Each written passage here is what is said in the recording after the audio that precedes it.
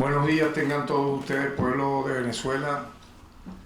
El día de hoy, el Ministerio Público, tal como hemos acostumbrado desde el principio de nuestra gestión en el deber y al mismo tiempo, yo diría en el compromiso, en la obligación de comunicar, de informar todo lo concerniente, lo conducente a las acciones que esta institución tan importante, tan prestigiosa para la democracia venezolana, que lidera la acción penal, que es titular de la acción penal, como es el Ministerio Público, siempre con el compromiso de estar atentos a cada uno de los movimientos que en el país pudieran significar acciones que de lo micro a lo macro pudieran atentar contra la paz ciudadana, que pudieran atentar y lesionar la vida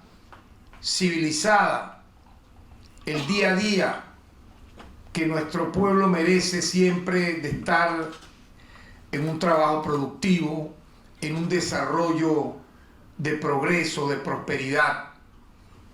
Este Ministerio Público se ha ganado la confianza y el prestigio de la nación es por, en primer lugar, siempre pensar en ese sentido de convivencia, de paz, de estabilidad democrática en momentos en que Venezuela ha sido acechada, ha sido amenazada con ser invadida, le han lanzado 960 medidas coercitivas unilaterales que han significado literalmente bombas atómicas a nuestro pueblo porque han buscado mermar, implosionar, como el propio Donald Trump en su momento lo dijo, Bonfield también lo ha dicho, Bolton en su momento también lo dijo, colapsar a la sociedad venezolana, buscar la extrema desasosiego, miseria para, de esa manera vil, sin que hubiese métodos democráticos, colapsar al país para la toma por asalto del poder venezolano, para simplemente robarnos la riqueza naturales, el petróleo, el gas, el coltán, el hierro, etc. El propio Donald Trump lo confesó, lo delató y al mismo tiempo es una admisión cuando una persona que es reo,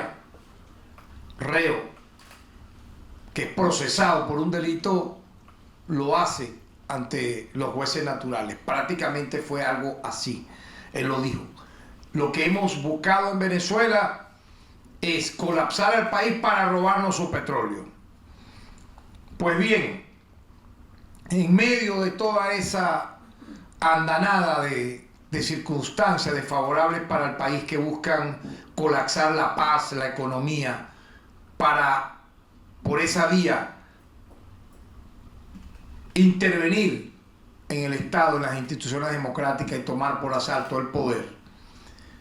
Hay variaciones del enemigo histórico que ha tenido nuestro pueblo, hay mutaciones para, disfrazando esas intenciones, buscar el método directo de simple y llanamente conquistar ese objetivo. Uno de ellos, yo lo he dicho y lo hemos aquí analizado y lo hemos debatido, ha sido el lawfare.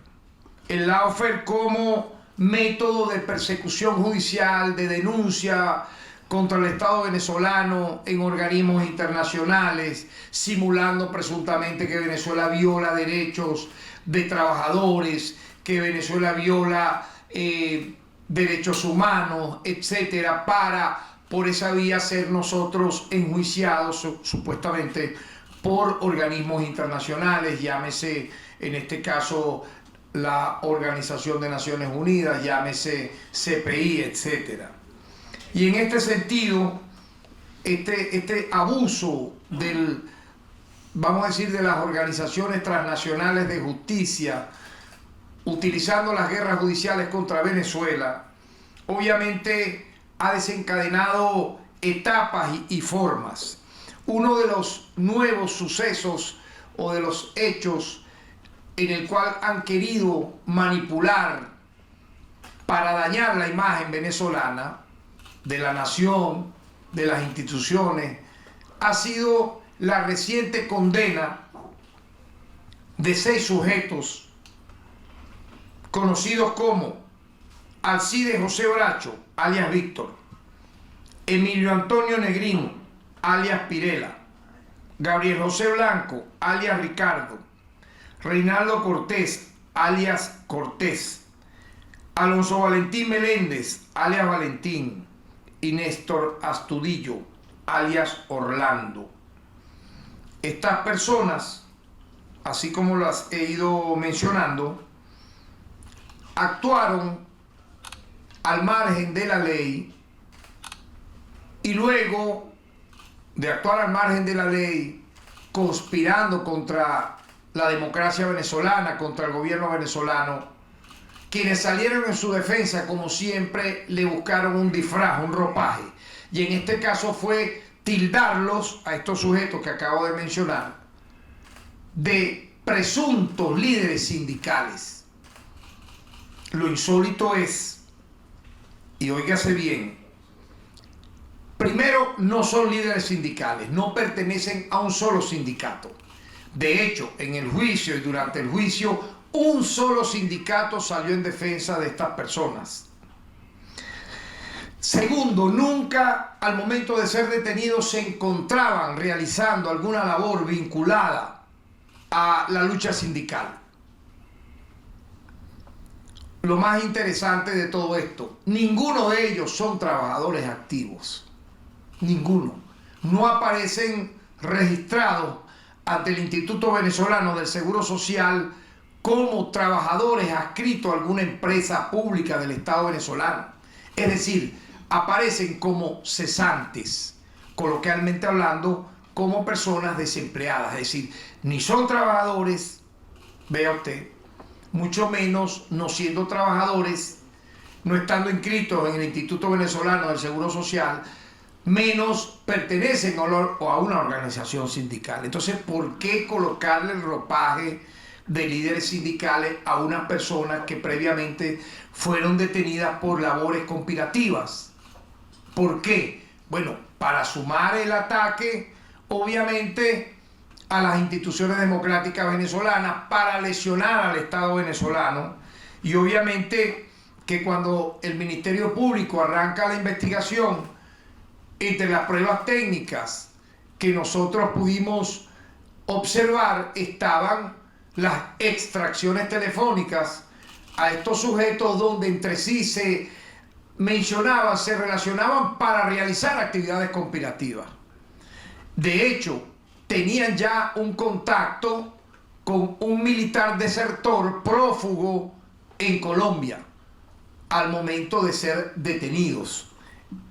Ninguna de las veces aparecían, repito, vinculados, ni siquiera de lejos, a alguna actividad que pudiera calificarse de lucha sindical.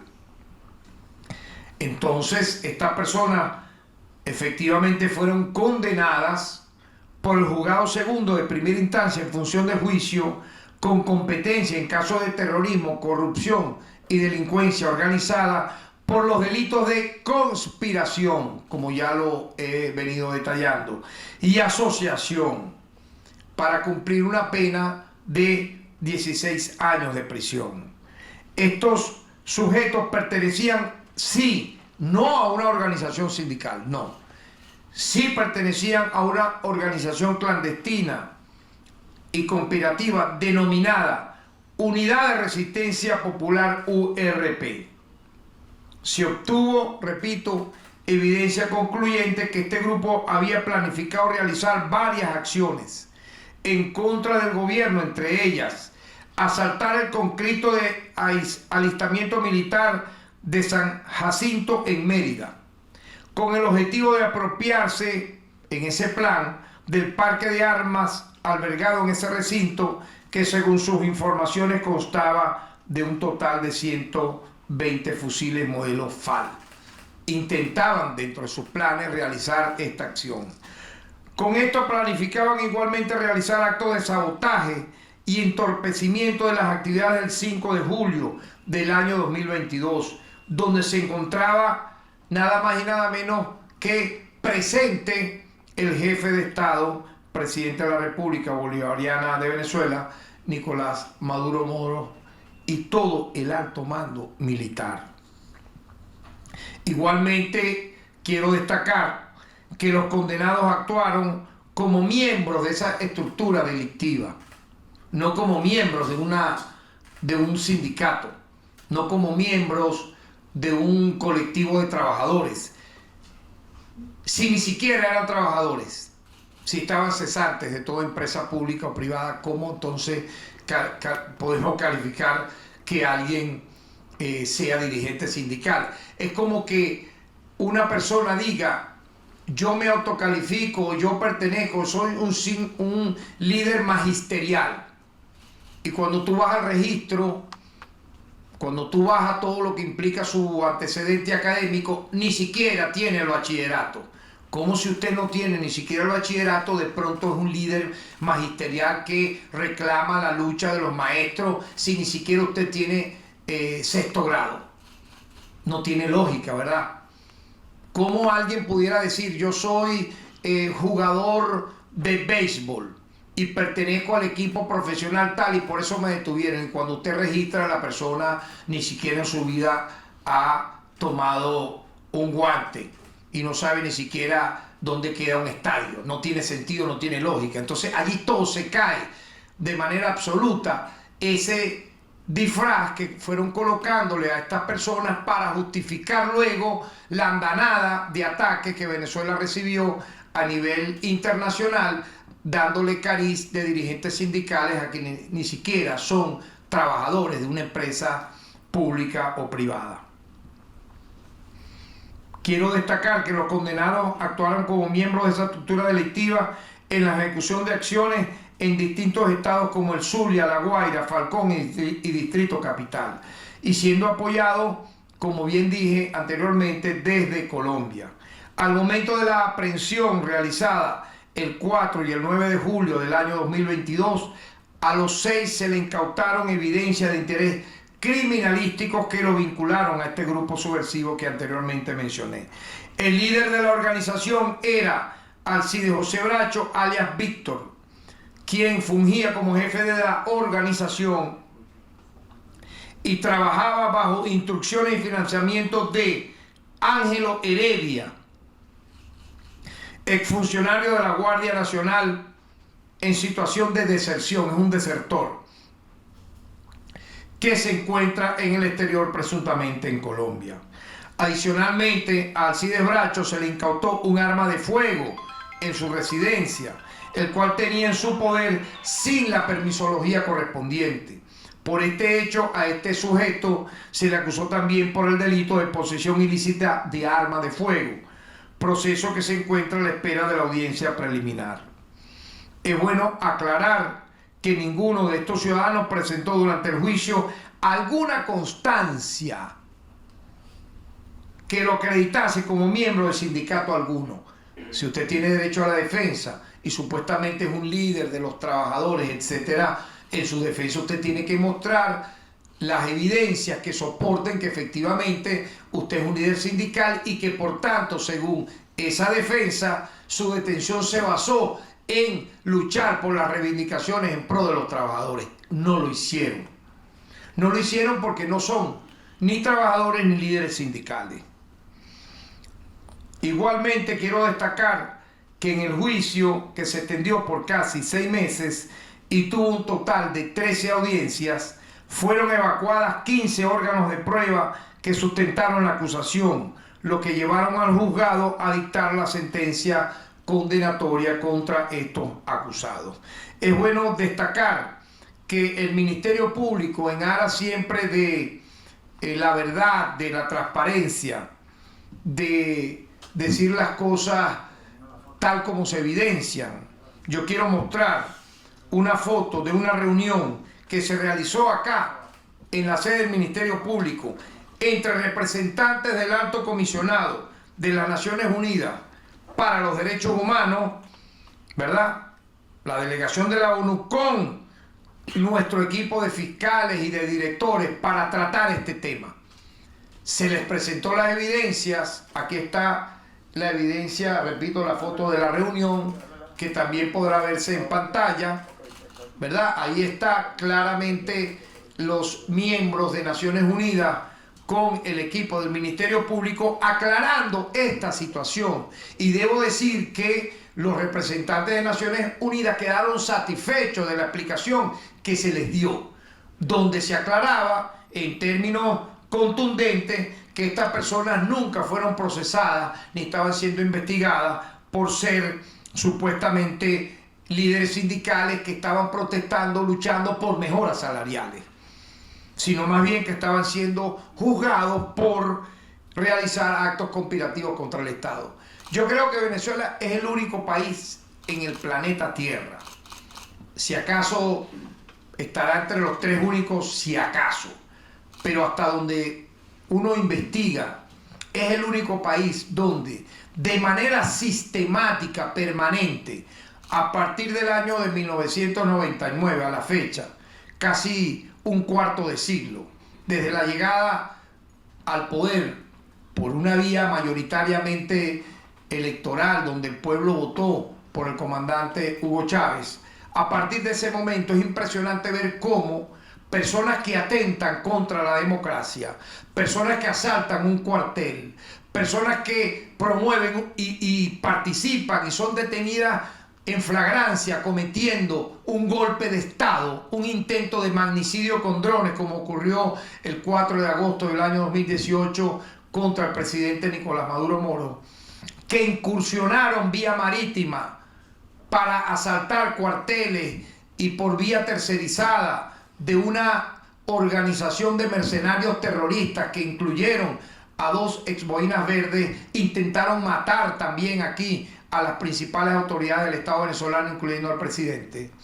Personas que convictas y confesas dicen que sí iban a matar, que iban a asaltar, que iban a bañar de sangre el país. Es insólito que sean luego presentados como presos de conciencia, como perseguidos políticos, como personas que cuando actuaron con armas en la mano para matar, para asaltar, para robar, de pronto son llevados a organismos internacionales y suman 300 presos políticos. Cuando tú revisas, la gran mayoría de esa cifra son personas vinculadas a acciones terroristas, donde incluso en las audiencias han admitido que sí hicieron eso. Es el único país en la tierra donde entonces un terrorista, un criminal, incluso aquí en algún momento al Coqui, al Picure se les quiso presentar así. Recordemos cuando ocurrió eso, que los persiguieron, que no sé qué más. O sea, ¿cómo es eso? ¿En qué país del planeta un Picure, un Coqui, un alias el Bachaco, un Javielito, que mataron, que tienen sus manos no solo bañadas de sangre, sino que su acción delictiva es criminalmente así, que pertenecen a grupos estructurados de delincuencia organizada, que pertenecen a Tancol, que pertenecen a grupos terroristas? Dígame en qué país del planeta personas de esa característica antisocial de pronto son líderes sindicales, líderes gremiales, les hacen un vestido y un ropaje de dirigentes políticos, los convierte de la nada entonces en oradores, en filósofos. Es algo realmente despreciable, porque yo creo que quien transgrede la ley y como psicópata, como sociópata, rompe todas las reglas del juego de convivencia y se le investiga y finalmente se le condena, bueno, mira, él se jugó su suerte para terminar así. ¿Qué es lo lógico? Si usted está en contra o adversa a un gobierno o un Estado democrático, presente sus proyectos, presente sus ideas, vaya a lo más profundo del pueblo, de la gente, de la aldea, de la comarca, del campo, del barrio, de la ciudad, y convenza a las personas de sus proyectos para luego, en una contienda electoral, ganar. O si pierde, por lo menos perdió en buena lid, pero no de esta manera. Esto es una manera totalmente repugnante de pretender hacer política, que luego que usted delinque abiertamente, se busca una, entre comillas, ONG que reciben dinero del exterior, dólares contantes y sonantes, que viajan en primera clase, que aparecen en los organismos internacionales reunidos como si fueran diplomáticos, pero que son personas financiadas por la USAID, personas financiadas por casi siempre los Estados Unidos o gobiernos de la Unión Europea, para de repente tener ese ritmo de vida y decir que están ellos supuestamente combatiendo un gobierno tiránico, dictatorial, y están defendiendo la democracia. Entonces, cuando pasa eventos como este, son los primeros que salen a darles ese ropaje, a vestir a un delincuente de preso político, a vestir a una persona que quiera atentar contra la democracia y bañar de sangre el país como si fuera un héroe.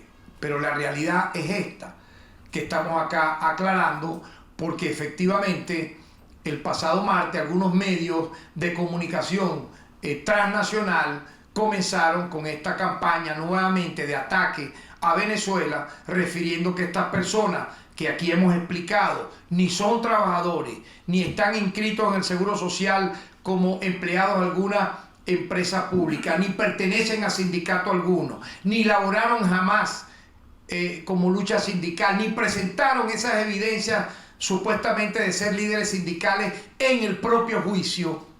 Entonces, de pronto, para justificar que Venezuela no haga lo que tenga que hacer, entonces imagínense, pues, entonces nos cruzamos de brazos y aquí que hagan lo que les dé la gana. Eso es lo que se quiere, que entonces la delincuencia campee. Entonces mañana por esta vía, señores, un femicida, van a pedir toda la libertad de un femicida, vamos a hablar claro aquí. Un pedófilo le van a pedir la libertad también. Entonces un pedófilo va a ser preso político, un agresor de mujeres, femicida, también lo van a presentar como un preso político, un asaltante de banco, un ladrón de 7 suelas, un corrupto como los que, por ejemplo, aparecen vinculados a la trama de corrupción de PDVSA, son también presos políticos. Hay algunos, el jefe de toda esa mafia vive en Italia exiliado y es un soberano ladrón. Ah, no, pero es un preso de conciencia porque él escribe 3 pendejadas que se la hacen vía internet desde Venezuela, y entonces se le quiere dar ese, siempre buscarle el disfraz a quien está al margen de la ley para justificar entonces que el Estado no haga nada. No, eso es imposible, porque si eso fuese así, queridos amigos, Venezuela ya estuviera ya en una guerra civil sin fin. Aquí tiene que actuar la democracia, tienen que actuar las instituciones. En casos como estos, igual que en casos de delitos comunes, igual que en casos de delincuencia organizada, igual de casos que puedan ocurrir de maltrato a sectores vulnerables de la sociedad, porque eso implica entonces que tenemos instituciones de justicia sólidas, investigaciones que se hacen para qué, como dije al principio, mantener la paz, la estabilidad, la tranquilidad de la nación, y que todo diferendo, todo disenso, toda contradicción se resuelva por la vía de los votos, por la vía de la democracia, del debate y del diálogo, y nunca de la guerra, nunca de la violencia, nunca de la conspiración. Muchas gracias.